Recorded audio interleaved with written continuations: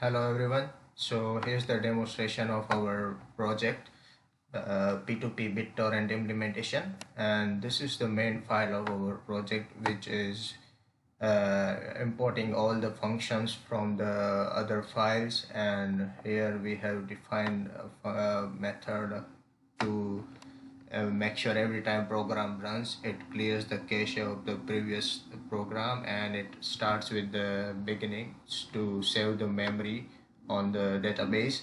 And we have defined multiple threads to make this application quicker and smooth while running time. And this is the second file, which is the application.properties, and this is where we are going to do configuration of all the IPs. So here in the server.address, I have written down the IP address of my host system Windows, and that IP address is 2.217. And in this, to connect with the other peers, I have defined the IP address of the my operating system Ubuntu, which is hosted on the virtual machine, and the IP address is the 2.213, which is here I have defined in the node.configure. And apart from this too, this IP cron and network cron does the function of finding the IPs in the network. And once the IP is found, it will try to synchronize with that IP by exchanging the file data and other relevant information such as IP address of that particular IP. And we have defined the maximum file size upload, which is a 5000 KB.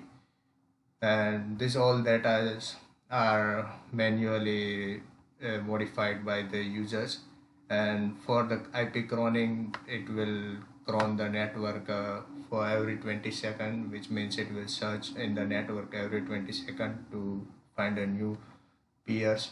And for the synchronization, it will perform the action to every 50 seconds. Here I have already compiled the program, as it takes a little bit time in running. So once the program is run, it will look like this one. It will start all the frameworks. The one is Spring Boot, and it will start the running cron function. Here as we can see that this this process goes continuously for every 20 and 50 seconds. So as we can see, this is going on. So once what it do is basically it starts the running cron. It takes the IP in the IP database, and once cron is activated, it creates the URL for that IPs. And once that IP is activated, what it do is it does the synchronization. And here we can see that it has did the synchronization with the IP address of my Ubuntu Linux, which is hosted on the Kali Linux.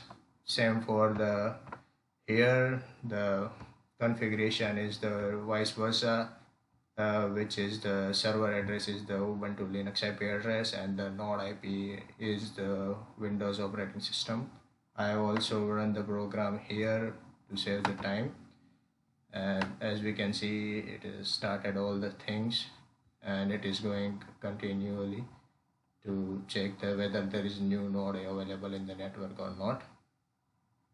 And here we can see that here it has started the cron, and IP address is 213, and it has found the IP 217. It has activated the URL, and once the URL is activated, it has completed the synchronization with that IP, which means it has exchanged all the data with it. Now once this is done, what we do is we go to the Postman API. We import the API here by going here into the raw text and just putting down this upload API. I already did that part, and this is the API. And once this API is imported here, we go to the body part. we select the file which we want to upload on the database. Here I have taken a sample of the image leopard.jpg, and I have already uploaded it to my database, so it can do the synchronization. And once it is done, and even after I am trying to upload it second time, it will say that could not upload the file leopard.jpg because it is already exist on the database. So here I have uploaded it, and now let's try to go to the Kali Linux machine post API, and let's try to fetch the data.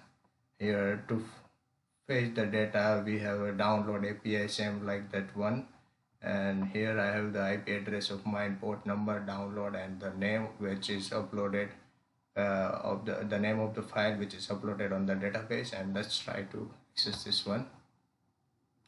Once it is done, it will try to fetch the data from the database, and here we can see that it has given the response 200, and we can see that the file content is available. This is the image of the file, this is the image of the leopard, and once it is readable, user can save response, save to a file, and this will download a file for the user.